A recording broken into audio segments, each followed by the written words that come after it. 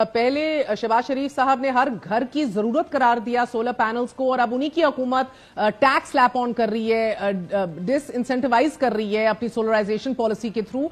अब ये कब तक हम देखते रहेंगे? दिहाइयों से जारी है पॉलिसी टर्न्स और policies which contradict each other completely, जिसकी वजह से हम देख रहे हैं कि कितनी महंगी तरीन बिजली अवाम आज खरीदने पर मजबूर है।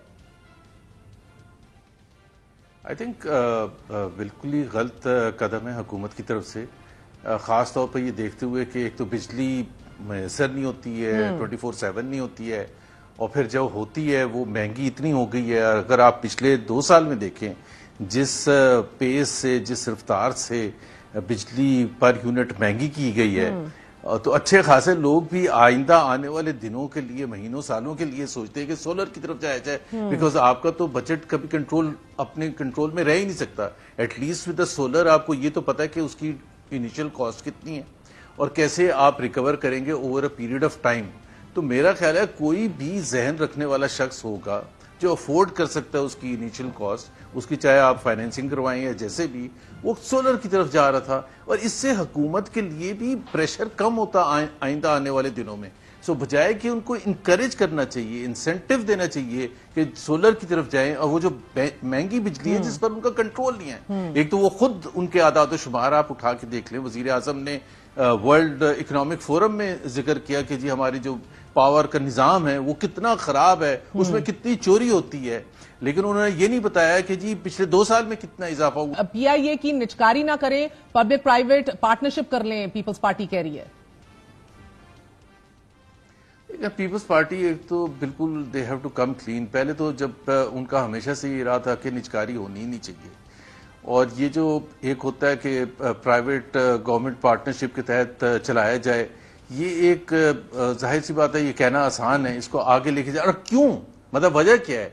जब आप एक बड़ा सिंपल सा, ये मैं पीपल्स पार्टी के हवाले से बात कर रहा हूँ, जब आप एक रिकॉग्नाइज कर रहे हैं कि कमर्शियल ऑर्गेनाइजेशंस को हुकूमत नहीं चला सकती, ये आपने एक्सेप्ट कर लिया। अब आप तरीकेकार क्या होना चाहिए कि हुकूमत का बोझ कम हो, अवाम के लिए लॉसेस कम हो, तो उसके लिए क्या बेस्ट फार्मूला है? बेस्ट फार्मूला तो ये है, उसको प्राइवेटाइजेशन या उसको जो भी आप कहें कि कमर्शियल ऑर्गेनाइजेशंस को अलाउ करें, उन लोगों के अख्तियार में दें जिनके पास तजर्बा है इसका, जो इसको रन कर सकते हैं, जो रन करेंगे with the objective of efficiency, so that delivery भी अच्छी हो, क्वालिटी ऑफ सर्विस भी अच्छी हो। So you are actually saying कि पब्लिक प्राइवेट पार्टनरशिप तर्ज को बिल्कुल काटा लगा देना चाहिए। That is not what we need right now for steel mills or PIA.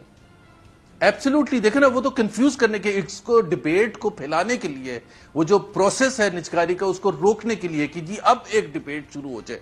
और एक मैं सिंपल सी एग्जांपल आपके नाजरीन के लिए देता हूं। देखिए ना, एक एचबीएल को आप एग्जांपल ले लें, यूबीएल की आप एग्जांपल ले लें। एक वक्त था 90s में, 80s में, वो पूरी तरीके से लॉस मेकिंग इदारे थे। लॉस मेकिंग इदारों का मतलब ये है कि जी हुकूमत वक्त उनका जो लॉस था वो बर्दाश्त करती थी अवाम की जेबों से निकाल के। आज एचबीएल माशाल्लाह 100 बिलियन रुपीस का प्रॉफिट डिक्लेयर किया है, तो उस 100 बिलियन में से वो टैक्स कितना देंगे? और plus the quality of service to the people. आप किसी से भी पूछ ले कि सर, मगर जब बिलावल या पीपल देखा तो और आज का बिल्कुल योर केसेस, मगर जो बिलावल कह रहे हैं कि सिंध हुकूमत के साथ बैठे और सिंध हुकूमत को खरीदने दें, ये this is just right now आपको लग रहा है डिलेइंग टैक्टिक्स हैं, क्योंकि आईएमएफ ने तो वाज़ेह तौर पर कह दिया खसारे में चलने वाले इदारे जो है उनकी निचकारी की जाए। एक ऐसे पॉइंट पर when PIA is also at the brink of it, माजी के अंदर भी हमने देखा है $1 पे बेचने का कहा था स्टील मिल्स को, सिंध गवर्नमेंट हैड रिफ्यूज्ड। आज वो कह रहे हैं कि हमें बेच दें। आपके पहली 9000 एकड़ में से 8000 रह गए, 5000 के ऊपर वो जो लगा हुआ है ढांचा पूरा, वो भी कहते हैं कोड़ियों के दाम अब बिकेगा। इट इज ऑल फारिग तरीन आपका लोहा पड़ा हुआ है उधर। असल में मसला ये है कि सबसे बड़ा मैं तो हैरान होता हूं अगर मैं इस वक्त हुकूमत में होता और बाहर जाता और आईएमएफ से पैसे मांगता या अपनी फ्रेंडली कंट्री से पैसे मांगता, और वो मुड़ के ये पूछते कि एक इदारा आपका पाकिस्तान स्टील, जो सिंबॉलिकली भी पूरा पाकिस्तान उसको जानता है, वो 9 साल से बंद पड़ा हुआ है, 9 साल से, जून 2015 से बंद पड़ा हुआ है। आज भी हर महीने हुकूमत पाकिस्तान पैसे दे रही है उसको मेंटेन, उसके एम्प्लॉयज को तनख्वाह देने के लिए, और दूसरे जो अखराजात होते हैं, जो बिजली और जो दूसरी चीजें इस्तेमाल होती है। अभी अगर आप ये फैसला नहीं कर सकते کہ آپ اس کو بند کر کے کسی کو دے دیں تالا لگا کے. اگر آپ یہ نہیں کر سکتے تو آپ اتنا بڑا اکنامک ایجنڈا جس کی آپ بات کر رہی ہیں اکنامک مینجمنٹ کی, وہ کیسے فیصلے کریں گے؟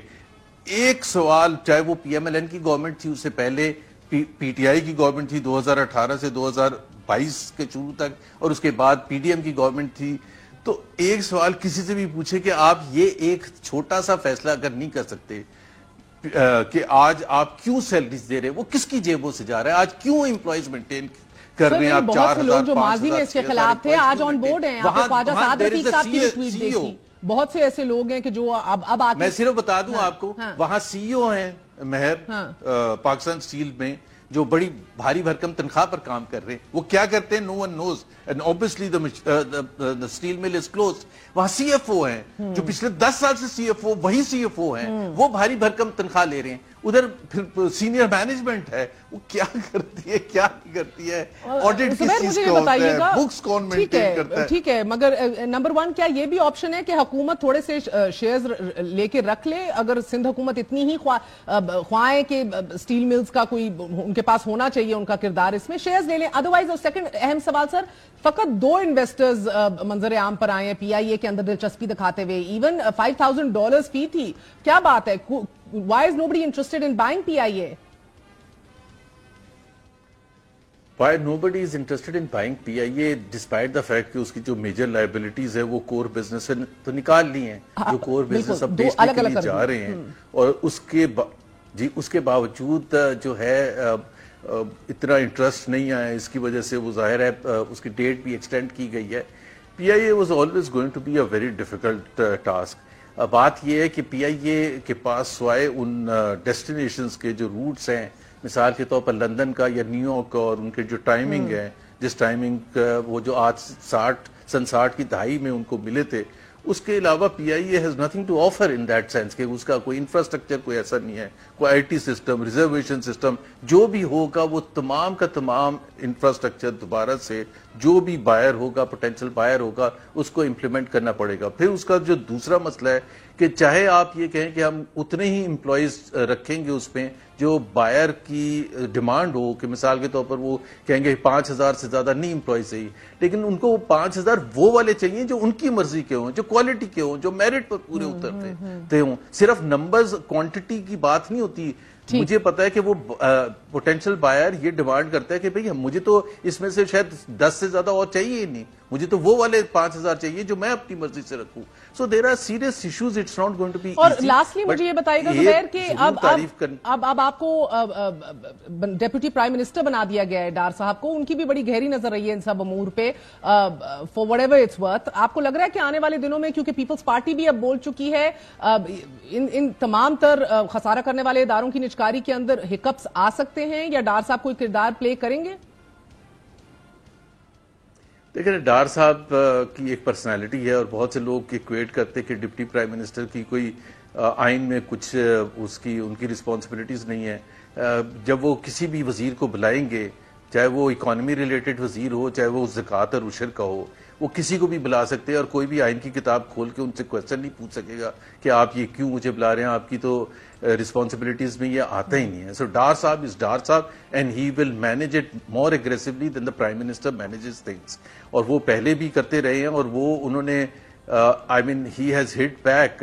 جو سب لوگ یہ سمجھے تھے کہ ڈار صاحب is done and he is a spent force, تو وہ واپس آ گئے اور وہ فائنینس کے اوپر آ کے بیٹھ گئے, اور وہ بالکل کریں گے, عمل دخل کریں گے, وہ رہ ہی نہیں سکتے اس کے بغیر. وہ اسی وجہ سے ڈپٹی پرائم منسٹر بنے, اس لیے نہیں بنے کہ ان کو پروٹوکول اور چاہیے. پروٹوکول کی بھی بات ہوتی ہے, وہ بھی سب کی خواہش ہوتی ہے, میری اور آپ کی بھی ہے, لیکن that is not what he was lacking. وہ فارن منسٹر تھے, سینئر منسٹر تو اس حساب سے تھے, تو ان کو میرا خیال ہے سب سے پہلے کرسی ملتی تھی, کار بھی سب سے بڑی ملتی تھی, لیکن وہ he wants to have a major influence on policy making in the Pakistani government in every area, چاہے وہ منسٹری آف انڈسٹریز ہو, پرائیویٹائزیشن ہو, فائنینس ہو, پلاننگ ہو, انرجی ہو, پاور ہو, جو بھی ہے.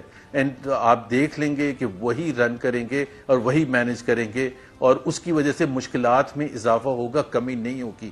لوکنگ ایٹ ہز پاسٹ, وہ جس طرح سے, اور وہ 10 اور کمیٹیز کے چیئرمین بھی بنیں گے اسی ڈپٹی پرائم منسٹر کے بدلے میں. تو مشکلات میں اضافہ ہوگا, لوگوں کے پاس ٹائم نہیں ہوگا, منسٹرز پیچھے بھاگ رہے ہوں گے, فیصلے رکے رہیں گے. So I think it's a very poor decision. بہت بہت شکریہ. محمد زبیر احمد صاحب موجود ہے.